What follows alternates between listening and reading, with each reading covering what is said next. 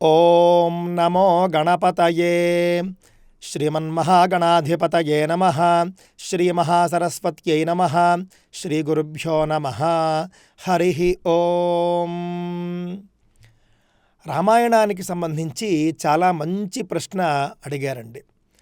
రామాయణం నేటికి కూడా ఎందుకు ప్రపంచవ్యాప్తంగా ఆదర్శప్రాయంగా ఉంది అనేటటువంటిది.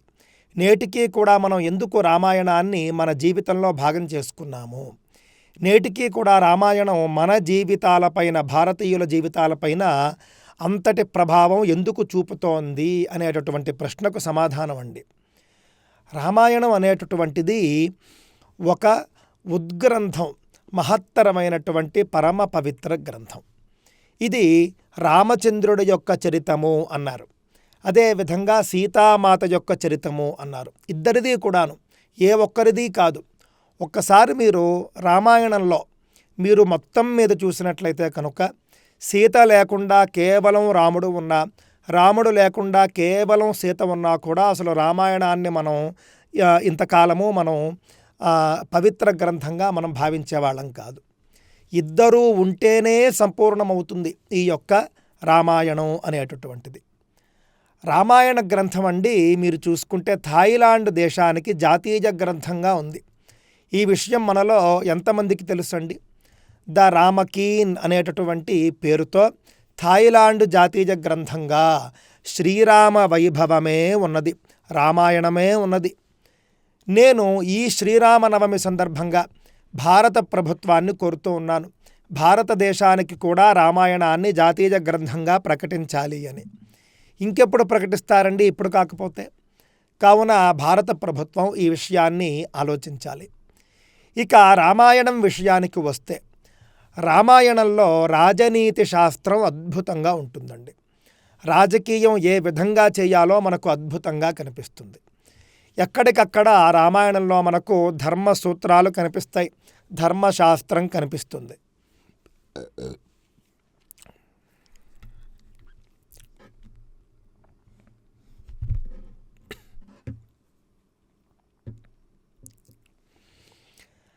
రామాయణం జరిగి నేటికి ఎంతకాలమైంది అని చెబితే కనుక ఆశ్చర్యపోతారండి. చాలామంది నిన్నకాక మొన్న, అంటే ఈ మహాయుగంలోని త్రేతాయుగంలో జరిగింది అని భావిస్తారు. అంటే ఇప్పుడు కలియుగం జరుగుతూ ఉన్నది.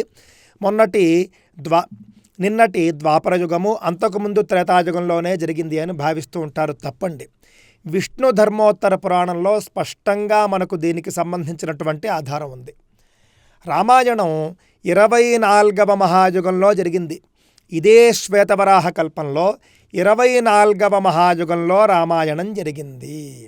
అంటే రామాయణ కాలానికి మనకు మధ్యలో 3 మహాయుగాలు పూర్తిగా గతించిపోయాయి. 25, 26, 27 ఈ 3 మహాయుగాలు గతించిపోయాయండి. ఒక మహాయుగం 43 లక్షల సంవత్సరాలు ఉంటుంది. ఆ విధంగా 3 మహాయుగాలు మనం లెక్క వేసుకుంటే అక్కడికే మనకు 1,30,00,000. ఈ విధంగా మనం 3 మహాయుగాలు కలిపితే కనుక అక్కడికే మనకు దాదాపుగా 1,30,00,000 సంవత్సరాలు వచ్చేస్తుందండి. ఆ తరువాత మళ్ళీ ఈ మహాయుగంలో గతించినటువంటి 3 యుగాలు, ఇది కూడా చాలా గొప్ప సంఖ్య, దాదాపుగా మీకు 38 లక్షల సంవత్సరాలు ఉంటుంది. ఈ మొత్తం మీద చూస్తే మనకు రామాయణం జరిగి నేటికి 1,60,00,000 సంవత్సరాల కంటే కూడా ఎక్కువ జరిగింది. ఇన్ని లక్షల సంవత్సరాలకు పూర్వం జరిగినటువంటి రామాయణ ప్రభావం నేటికి కూడా మన మీద ఉంది అంటే ఆశ్చర్యంగా లేదండి. అదే రామాయణం గొప్పదనం. మన మీద మాత్రమే కాదు, అంటే భారతదేశం మీద మాత్రమే కాదు, థాయిలాండు, Cambodia, Malaysia, Indonesia, Sri Lanka, Tibet, మయన్మారు, ఈ విధంగా ఆసియా ఖండంలో ఉన్నటువంటి అనేక దేశాల మీద రామాయణం యొక్క ప్రభావం ఉన్నది. ఎందుకు అనంటే రాముడి గొప్పదనం అలాంటిదండి. ఒక నిండు మనిషి ఆయన, ఎల్లప్పుడూ కూడా సత్యమే మాట్లాడతాడు. మనం చూసుకుంటే కనుక బాలకాండలో చాలా స్పష్టంగా వాల్మీకి మహర్షికి నారద మహర్షి చెబుతాడు రాముడి యొక్క గొప్పదనం ఏమిటి అని. ఒక మనిషిలో అన్ని క్వాలిటీస్ ఉంటాయా, అన్ని సద్గుణాలు ఒకే మనిషిలో ఉంటాయా అనంటే కనుక ఉంటాయి అని బోధించినటువంటి గ్రంథం రామాయణం అండి. ఉంటాయి అని నిరూపించినటువంటి మనిషి శ్రీరామచంద్రుడు. ఇదేమిటండి మనిషి అంటున్నారు, ఆయన సాక్షాత్తుగా నారాయణుడు కదా అంటే, సాక్షాత్తుగా మహావిష్ణువు అయినప్పటికీ కూడా మనిషిగా అవతరించినప్పుడు ఆయన కొన్ని మనుష్య ధర్మాలను అనుసరించాల్సి వస్తుందండి. సాక్షాత్తుగా నేను దేవుణ్ణి అని ఆయన నడుచుకోవడానికి కుదరదు. కృష్ణావతారం వేరు, కృష్ణావతారం సంగతి వేరు. రామావతారం అలా కాదండి. ఆత్మానం మానుషం మన్యే అని స్పష్టంగా ఆయన చెప్పేసుకున్నాడు, నేను మనిషిని అని. కావున ఆయన పూర్తిగా మనుష్య గుణాలతోనూ మనుష్య జీవనంలోనే ఉండాలి. ఆయన దైవ మహిమలు చూపించడానికి కుదరదు. ఆ విధంగా మనిషిగా జీవించి మహాత్ముడుగా ఏ విధంగా జీవించవచ్చు అని ఆయన చెప్పడం జరిగిందండి. 1-2 విషయాలు కాదండి. రామాయణంలో మనం చూసుకుంటే కనుక ఒక విద్యార్థి ఎలా ఉండాలి, రాముడు చెబుతాడు మనకి. గురువుల వద్ద ఆయన ఏ విధంగా ప్రవర్తన కలిగి ఉన్నాడో చూసుకుంటే అద్భుతమైనటువంటి సత్ప్రవర్తన. ఒక శిష్యుడిగా ఆయనకు 100కు 100 మార్కులు. అదేవిధంగా ఒక కుమారుడుగా 100కు 100 మార్కులు. ఒక భర్తగా 100కు 100 మార్కులు. చూడండి, రాముడి ముందు రాముడి తరువాత కూడా బహుభార్యాత్వం అనేది రామాయణ కాలంలో ఉంది. కానీ రామచంద్రుడు మాత్రమే ఏకపత్ని వ్రతుడు నాటి కాలంలో చేశాడు. ఏకపత్ని వ్రతం ఆయన వల్ల ఏకపత్ని వ్రతం అనేటటువంటిది బాగా సుప్రసిద్ధమైపోయింది. ఆ విధంగా భార్యలకు సవతి పోరు ఉండకూడదు, సవతి పోరు కూడా లేకుండా మనం భార్యను గొప్పగా ఎలా చూసుకోవాలో రామచంద్రుడు చెప్పాడండి. ఏకపత్ని వ్రతం అనేటటువంటి ఒక వ్రతాన్ని లోకానికి పరిచయం చేశాడు.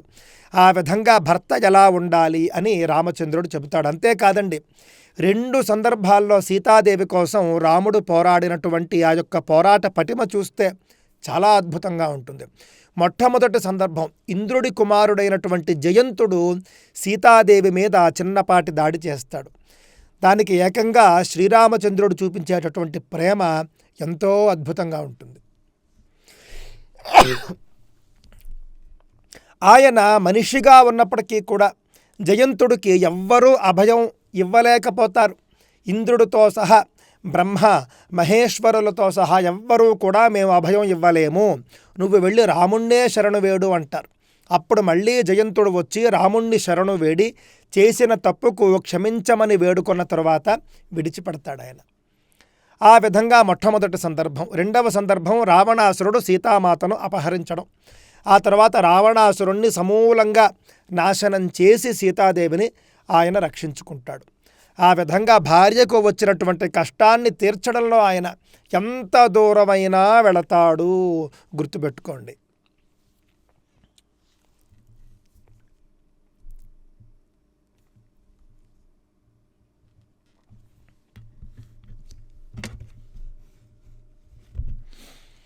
ఆ విధంగా ఒక భర్త ఎలా ఉండాలో చెప్పాడు ఆయన, ఒక శిష్యుడు ఎలా ఉండాలో చెప్పాడు ఆయన, ఒక కుమారుడు ఎలా ఉండాలి మనందరికీ తెలుసునండి. కన్న తండ్రి దశరథ మహారాజు చెప్పినటువంటి ఒక మాట, వనవాసానికి వెళ్ళమని. అంతే, రేపు యౌవరాజ్య పట్టాభిషేకం అనేటటువంటి కోలాహలంలో ఉంటూ ఉండగానే తృణప్రాయంగా క్షణంలో త్యాగం చేసేశాడు. త్యాగం చేసేసి అరణ్యవాసానికి ఆయన బయలుదేరిపోయాడు.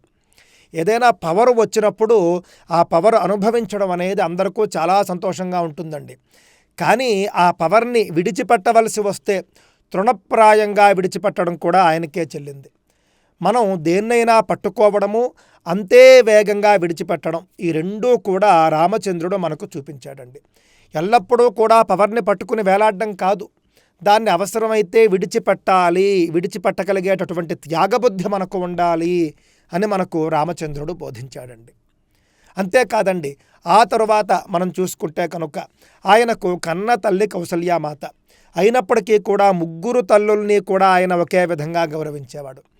కైకేయిని ఎప్పుడూ ఒక్క మాట అనలేదు. మొత్తం రామాయణం చూసుకోండి మీరు. 3 తల్లుల్ని ఒకే విధంగా గౌరవించాడు. కైకేయి కారణంగానే వనవాసానికి వెళ్లాల్సి వచ్చినప్పటికీ కూడా కైకేయికి కూడా కాళ్లకు నమస్కారాలు చేసి బయలుదేరారు సీతారాములిద్దరూ కూడాను. ఆ విధంగా ఒక కొడుకుగా తండ్రి మాటను జవదాటకపోవడం. దశరథుడు అంటాడండి, నువ్వు వెళ్ళిపోవడం నేను తట్టుకోలేను, నువ్వు ఇక్కడే ఉండు, అవసరమైతే నువ్వు నన్ను కారాగృహంలో బంధించేసేయ్, నీ యొక్క శక్తిని ఉపయోగించి నన్ను కారాగృహంలో బంధించి నువ్వు రాజువైపో, నాకేమీ అభ్యంతరం లేదు, నేను సంతోషంగా నీ రాజ్యంలో కారాగృహంలో ఉండిపోతానంటాడు ఆయన. ఎంత దశరథుడి యొక్క ఆ యొక్క ప్రేమ చూడండి. అయినప్పటికీ రాముడు ఎందుకు చేస్తాడండి అలాగా? ఏమైనా తాజా కలియుగ రాజుల రాముడు అని అంటే ఎవరు? ఆయన యొక్క వ్యక్తిత్వం ఎలాంటిదని ఇక్కడ అర్థమైపోతుంది. అసలు కలలో కూడా ఆయన అలా చేస్తాడని ఎవ్వరూ అనుకోరు, కనీసం తలంపు చేయలేరు. అవన్నీ విన్నాడు, కానీ కాళ్ళకు నమస్కారం చేసి వనవాసానికి వెళ్ళిపోయాడండి. ఆ తరువాత ఒక సోదరుడు ఎలా ఉండాలి, ఒక అన్నగారు ఎలా ఉండాలి అని కూడా మనకు రాముడు చేసి చూపించాడండి. లక్ష్మణుణ్ణి ఆయన కాచుకున్నటువంటి విధానం, లక్ష్మణుడు భరతుడిపై ఆయన చూపించినటువంటి ప్రేమ, భరతుణ్ణి అపార్థం చేసుకునేటటువంటి అవకాశం ఉన్నప్పటికీ కూడా భరతుడిపై ఉంచినటువంటి విశ్వాసం, భరతుడిపై ఉండేటటువంటి ప్రేమ ఎంత అద్భుతంగా ఉంటుందంటే 14 ఏళ్ల తరువాత ఆంజనేయ స్వామిని భరతుడి వద్దకు పంపిస్తాడు మళ్ళీ అయోధ్యకు వచ్చేటటువంటి సందర్భంలో. ఎందుకు పంపిస్తాడు అనంటే కనుక 14 ఏళ్లగా భరతుడే రాజ్యాన్ని పరిపాలిస్తున్నాడు కదా, కావున ఒకవేళ నేను ఇప్పుడు వచ్చేస్తే రాజ్యాధికారాన్ని వదులుకోవడానికి భరతుడు సిద్ధంగా ఉన్నాడో లేదో, ఒకవేళ భరతుడికి కనుక ఆ రాజ్యం తానే పాలించాలనే అభిప్రాయం ఏ కోశాన ఉన్నా కూడా నేను అయోధ్యకు రాను, నేను అరణ్యంలోనే ఉండిపోతాను, భరతుణ్ణే పరిపాలించని అని చెప్పేసి చెబుతాడండి ఆయన. ఎంత ప్రేమో చూడ. అస్సలు ఆయనకి అధికార కాంక్ష, అధికార వ్యామోహం అనేటటువంటిది ఆయనకు ఎప్పటికీ కూడా అధికార కాంక్ష, అధికార వ్యామోహము అనేది లేకపోవడం మనం రాముల్లో చూస్తామండి. రామరావణ యుద్ధం పూర్తయిపోయిన తరువాత మొత్తం లంక అంతా కూడా రామచంద్రుడిదే. కోరుకుంటే ఈయనే రాజవ్వచ్చు, కాదనేవాడు ఎవళ్ళున్నారు చెప్పండి అక్కడ. ఆ సందర్భంలో లక్ష్మణుడు కూడా అంటాడు ఏమని, ఇంత గొప్ప లంకా రాజ్యం, మొత్తం బంగారు నగరం మనమే అనుభవిస్తే పోతుంది కదా అనే అర్థం వచ్చేట్టుగా లక్ష్మణుడు మాట్లాడతాడు. అప్పుడే రామచంద్రుడు చెప్పినటువంటి మాట నేటికి కూడా తెలుగు వాళ్ళ నోళ్లలో నానుతూ ఉంటుందండి. అపి స్వర్ణమయీం లంకాం నమే లక్ష్మణ రోచతే అని చెప్పి జననీ జన్మభూమిశ్చ స్వర్గాదపి గరీయసి అంటాడండి ఆయన. మొత్తం బంగారు నగరమే కావచ్చు లంక, కానీ నాకు రుచించడం లేదు. జనని మరియు జన్మభూమి, కన్న తల్లి కావచ్చు, అలాగే మాతృభూమి కావచ్చు, స్వర్గం కంటే కూడా ఇవి పెద్దవి, గొప్పవి. కావున మనం అయోధ్యకే వెళ్ళిపోదామని చెప్పేసి రావణాసురుణ్ణి జయించినప్పటికీ కూడా, రావణ రాజ్యాన్ని హస్తగతం చేసుకున్నప్పటికీ కూడా రావణాసురుడి తమ్ముడైనటువంటి విభీషణుడికే రాజ్యం అప్పగించాడు, విభీషణుడికే పట్టాభిషేకం చేశాడు. ఈ విధంగా రామచంద్రుల్లో ఎన్ని లక్షణాలు చెప్పమంటారు? అంతేకాదండి, ప్రజలకు దగ్గరగా ఉండడం అనేటటువంటిది రాముడే నేర్పించాడు చక్రవర్తులకు. గుహుడితో మొదలుపెట్టి శబరితో కొనసాగించి ఆ విధంగా మొత్తం ప్రజల వద్దకే పాలన అన్నట్లుగా ఆయన ప్రజలందరికీ అందుబాటులో ఉండేవాడు. ప్రజల వద్ద ఏ విధమైనటువంటి రాచరికాన్ని, రాచరిక భేషజాల్ని రాముడు చూపించలేదు. ఇది రాముడి యొక్క గొప్పదనం అండి. అంతేకాదు, ఒక భార్య ఎలా ఉండాలి రామాయణం చెబుతుంది, ఒక అన్నగారు ఎలా ఉండాలి రామాయణం చెబుతుంది, ఒక రాజు ఎలా ఉండాలి రామాయణం చెబుతుంది. అంతేకాదు, ఒక తమ్ముడు ఎలా ఉండాలి అని మనం లక్ష్మణుడిని చూసి కూడా మనం రామాయణంలో మనం నేర్చుకోవచ్చండి. ఇన్ని బంధాలు, ఒక తండ్రి, ఒక తల్లి, పినతల్లి, అప్పుడు పొరపాటు జరిగినప్పటికీ కూడా తరువాత మళ్ళీ కైకేయి తప్పు తెలుసుకుంటుంది. తెలుసుకున్న తరువాత రాముణ్ణి ముగ్గురు తల్లులు కూడా ఏ విధంగా ప్రేమగా చూసుకున్నారు అని మనకు అర్థమవుతుందండి. ఈ విధంగా ఒకటా రెండా రాముడి గురించి చెప్పాలి అని అంటే కనుక చాలా అద్భుతమైనటువంటి అంశాలు చాలా ఉంటాయి రామాయణంలో.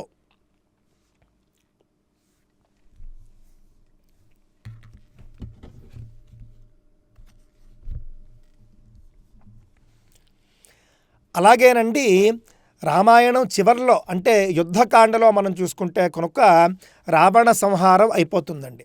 రావణ సంహారం అయిపోయిన తరువాత ఆ యొక్క రావణాసురుడి యొక్క మృతదేహం అనేటటువంటిది సహజంగానే యుద్ధం గెలిచినటువంటి వారి ఆధీనంలో ఉంటుంది, అంటే రామచంద్రుడి ఆధీనంలో ఉంటుంది.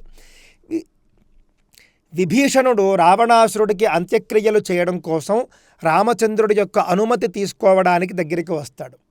వచ్చి అనుమతి అడుగుతాడు. అనుమతి అడిగినప్పుడు రామచంద్రుడు గొప్ప మాట చెబుతాడు. మరణాంతాని వైరాణి అని చెప్పేసి రావణాసురుడి మరణంతోనే వైరాలన్నీ కూడా సమసిపోయాయి. ఇప్పుడు నీకు రావణాసురుడు ఏ విధంగా అన్నగారో పూజ్యుడో, నాకు కూడా అదే విధంగా రావణుడు అన్న వంటివాడు మరియు పూజ్యుడు. కావున చక్కగా నువ్వు ముందు ఉత్తరక్రియలు చెయ్యి, సంస్కారాలు చెయ్యని గొప్ప మాట చెప్పి ప్రపంచానికే ఆదర్శప్రాయంగా నిలిచాడండి రామచంద్రుడు.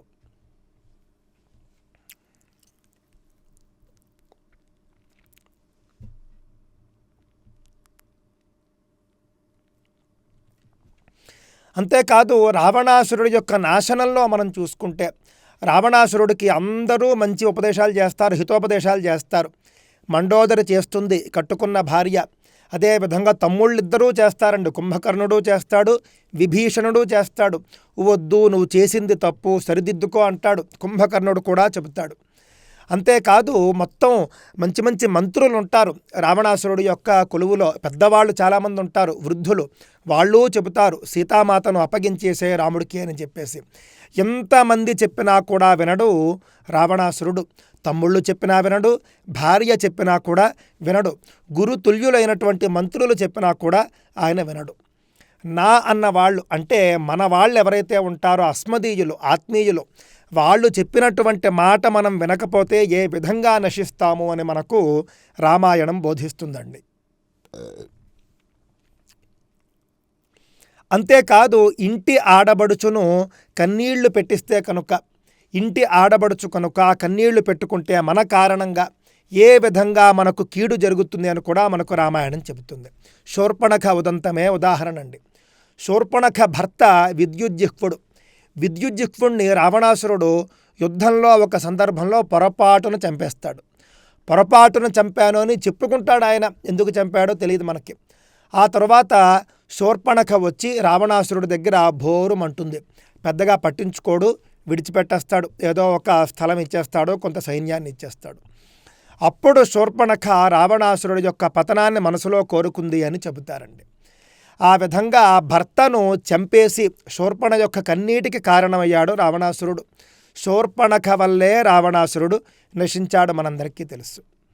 అదేవిధంగా సీతామాతకు కన్నీళ్లు పెట్టించాడు. సీతామాత ఉసురు పోసుకున్నాడు, నశించాడు. మన ఇంటి ఆడపిల్ల ఉసురు కానీ, ఎవరైనా ఆడపిల్ల ఉసురు కానీ పోసుకుంటే ఎంత శక్తిమంతుడైనా కూడా ఆ ఉసురుతో ఏ విధంగా నశిస్తాడు అని కూడా మనకు రామాయణం బోధిస్తూ ఉన్నదండి.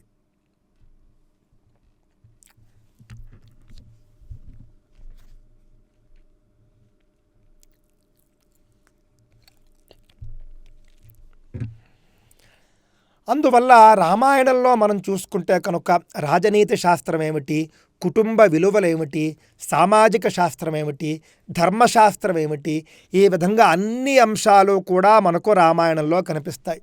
అందువల్లనే రామాయణం నేటికీ కూడా మనందరికీ ఆదర్శప్రాయంగా ఉంది. అంతేకాదండి, రామాయణంలో చెప్పబడినటువంటి జియోగ్రఫీ, భౌగోళిక శాస్త్రం చూడండి. ఏ దిక్కులో ఏముంది, ఎంత దూరం వెళితే ఎంత విశేషాలు ఉన్నాయి అని మొత్తం ఎల్లలన్నీ చెప్పేస్తాడు సుగ్రీవుడు. సుగ్రీవుడికి నేటి గూగుల్ మ్యాప్ కంటే కూడా అంత నాలెడ్జ్ ఉందా అని మనకు అనిపిస్తుందండి. ఎందుకు అంటే అష్టాద్రి పర్వతం అని ఒక పర్వతం గురించి చెబుతాడంటే భూమండలం మీద చిట్ట చివర సూర్యాస్తమయం జరిగేటటువంటి ప్రదేశం అది. అలాగే ఉదయాద్రి పర్వతం అని ఒక దాని గురించి చెబుతాడు, భూమండలం మీద మొట్టమొదట సూర్యోదయం జరిగేటటువంటి ప్రదేశం. ఈ విధంగా ఎక్కడికి వెళితే ఏముంటుంది అని మొత్తం భూమండలాన్ని అంతటినీ కూడా ఆయన వర్ణిస్తాడు. నేటి రష్యా, చైనా, యూరోప్ మొత్తం భూమండలం మీద ఉన్నటువంటి అన్ని ప్రదేశాల గురించి కూడా సవివరంగా మొత్తం కొలతలతో సహా సుగ్రీవుడు ఆంజనేయ స్వామికి అలాగే ఇతర వానర వీరులందరికీ కూడా చెబుతాడండి. ఎక్కడెక్కడ ఏ ఏ సముద్రాలు ఉన్నాయి, ఏ ఏ పర్వతాలు ఉన్నాయి, ఏ ఏ జాతుల మనుషులు ఉంటారు, ఏ ఏ చెట్లు ఉంటాయి, ఎన్ని విషయాలు చెబుతాడండి, ఎన్ని వివరాలు చెబుతాడు. ఆ విధంగా రామాయణంలో ఉన్నటువంటి జియోగ్రఫీ నాటి లెక్కలకు ఆయన చెప్పి ఉంటాడు. నేడు ఆ లెక్కలు దాదాపుగా అంటే సంపూర్ణంగా ఆ లెక్కలు సరిపోలకపోవచ్చు. ఎందుకు అనంటే 1,70,00,000 పూర్వం, ఎందుకు అనంటే 1,70,00,000 సంవత్సరాలకు పూర్వం జరిగినటువంటి కథ మనందరికీ తెలుసండి. మనందరికీ తెలుసునండి, ద్వీపదేశాలు ఎప్పుడూ కూడా అలా కదులుతూ ఉంటాయి. ఏదైనా ఒక ద్వీపం సంవత్సరానికి దాదాపుగా 7 నుండి 10 సెంటీమీటర్లు కదిలి జరుగుతూ ఉంటుంది. 1,70,00,000 సంవత్సరాల్లో 1000 కిలోమీటర్ల కంటే కూడా ఎక్కువ ద్వీపాలు జరిగిపోయి ఉంటాయి. కావున దాదాపుగా సుగ్రీవుడు చెప్పినటువంటి అవే ఎల్లలు, అవే గుర్తులు నేడు సరిపోకపోవచ్చు. కానీ అంత నాలెడ్జ్ నాటి రోజుల్లో ఒక వ్యక్తికి ఉండేది అని అర్థం అవటం లేదా అండి మనకి? ఈ విధంగా రామాయణం ఒక విజ్ఞాన సర్వస్వం అని కూడా మనకు అర్థమవుతూ ఉన్నది. ఇన్ని విశేషాలు ఉండడం వల్లనే రామాయణం అనేటటువంటిది నేటికి కూడా మనందరికీ కూడా పవిత్ర గ్రంథంగా, ఆదర్శ గ్రంథంగా ఉన్నదండి. స్వస్తి.